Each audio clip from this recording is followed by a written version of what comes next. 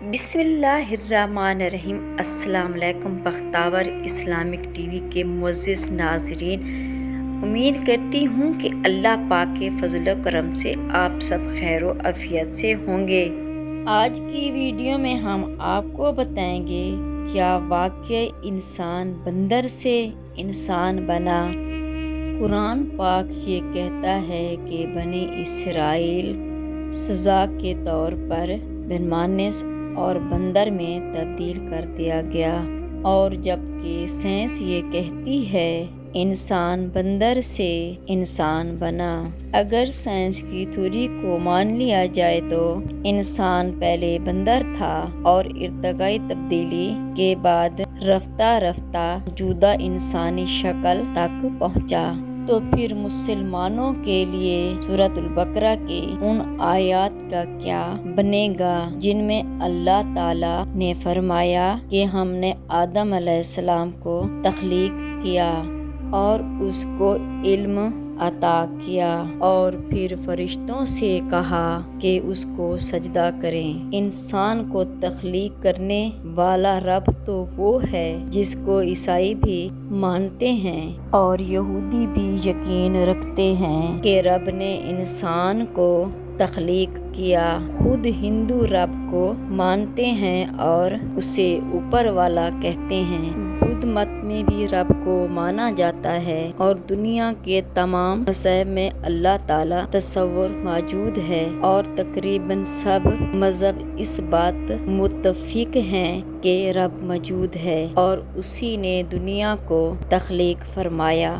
جب رب خود فرما رہا ہے کہ میں نے آدم علیہ السلام چکنی مٹی سے پیدا فرمایا اور پھر اس میں اپنی روح پھونک دی اور اس کو علم عطا کیا اور اس کے بعد فرشتوں کو سجدے کے لیے کہا، تو یہاں پر سائنسدانوں کی تھیوری ختم ہو جاتی ہے۔ البتہ یہ بات ضرور سچ ہے، بنی اسرائیل کو سزا کے طور پر بندروں میں تبدیل کر دیا تھا، اور داؤد علیہ السلام اور ان کی نافرمان قوم جس کو سزا طور پر بندروں میں تبدیل کر دیا گیا تھا۔ اللہ تعالیٰ نے انسان کو انسان کی ہی صورت میں تخلیق کیا اور پھر زمین پر اپنے نائب کی حیثیت سے اتارا۔ ابتدائی طبی حالات کی وجہ سے انسان کی عمر اور قد زیادہ تھے، لیکن بعد ازاں فطرت میں تبدیلی کے باعث انسانی عمر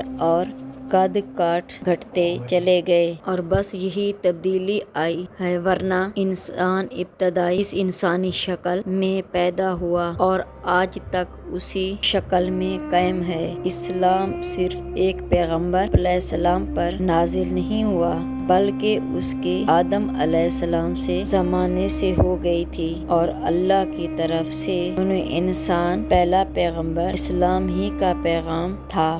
انسانی ارتقاء آغاز ہوا اور یہ ارتقاء ہزاروں سال پر محیط ہے۔ اللہ تعالیٰ نے جب اپنے پیغامات اور احکامات رسولوں کے ذریعے انسانوں تک پہنچائے تو وہ انسانوں کی ذہنی سطح اور اس کی عقل و دانش کے مطابق ہیں، اور اللہ تعالیٰ کا یہی فرمان ہے اور آپ علیہ السلام سنت بھی یہی ہے کہ مخاطب کی ذہن سطح کے مطابق گفتگو کی جائے۔ اس حکم کے ہوتے ہوئے یہ کیسے ممکن ہے کہ اللہ کسی بھی زمانے کے لوگوں ذہنی معیار کو مد نظر نہ رکھے، لہٰذا اس کا پیغام اس کے حکم کے مطابق تھا تاکہ لوگ آسانی سے اس پر عمل کریں، اور مختلف زمانوں میں مختلف پیغمبر آتے رہے اور ان پر تب نازل ہوتی رہیں۔ حضرت داؤد علیہ السلام اور حضرت موسیٰ علیہ السلام، حضرت عیسیٰ علیہ السلام، اور آپ صلی اللہ علیہ وآلہ وسلم کتاب لے کر آئے۔ آج سے ہزاروں سال پہلے انسان پہیا اور اسٹیل کی ایجاد کر چکا تھا۔ تمام دو ایجادات کے مطابق محدود منت ہیں، اور بعد میں انسان نے تیزی سے ترقی کی کیونکہ اس کا ذہن ان کاموں میں مکمل ہونے کے بعد پالش ہونے کے مراحل میں تھا، اور یہی وہ وقت تھا جب اللہ تعالیٰ نے آپ علیہ السلام ہنوز فرمایا اور دین اسلام کی صورت میں اپنا پیغام مکمل فرما دیا، اور دین مکمل ہونے کے بعد نبی کی ضرورت نہ تھی۔ آپ علیہ السلام تو آخری نبی ہیں اور آپ کے بعد کوئی نبی نہیں آئے گا۔ آپ کے بعد یہ کام علماء کا ہے کہ وہ اللہ کا دین کی تبلیغ کرتے رہیں اور اللہ کا پیغام بندوں تک پہنچاتے رہیں۔ بندوں تک اللہ کا حکم پہنچانا اور اس کا پرچار کرنا پہلے رسولوں کے ذمہ تھا اور اب علماء اکرام کندھوں پر ڈال دیا گیا ہے۔ سب سے پہلے اللہ آپ علیہ السلام روح کی تخلیق کی، اور لیکن سب سے جو پیغمبر دنیا میں آئے وہ حضرت آدم علیہ السلام ہیں۔ مختلف پیغمبر اللہ کا پیغام لے کر دنیا میں آتے رہے، حتیٰ کہ تمام انبیاء کے آخر میں آپ صلی اللہ علیہ وآلہ وسلم اللہ کے اس آخری پیغام کے ساتھ تشریف لائے جس سے اللہ پاک دین مکمل ہوا۔ اللہ کا حتمی پیغام لانے والے پیغمبر صلی اللہ علیہ وآلہ وسلم سے آخر میں تشریف لائے، لیکن امام انبیاء لائے، کیونکہ سب زیادہ پیچیدہ اس کام کا حصہ اسلام ہی تھا، اور یہ وہ مقام تھا جہاں انسان کو پیغام سمجھنے کے لیے سب سے زیادہ ذہانت چاہیے تھی۔ اس لیے پیغام اور ان کا پیچیدہ حصہ اللہ پاک نے سب سے آخر میں بھیجا، کیونکہ اب انسان کو مکمل تیاری ہو چکا تھا۔ اس سے پہلے جتنے بھی پیغامات آئے وہ اس دور کی نسبت کم ذہین لوگوں کے پاس آئے، اور سب سے زیادہ ذہانت حامل کے پیغام پہنچانے کے لیے اسی میں سب سے ذہین اور بڑا آدمی چاہیے تھا۔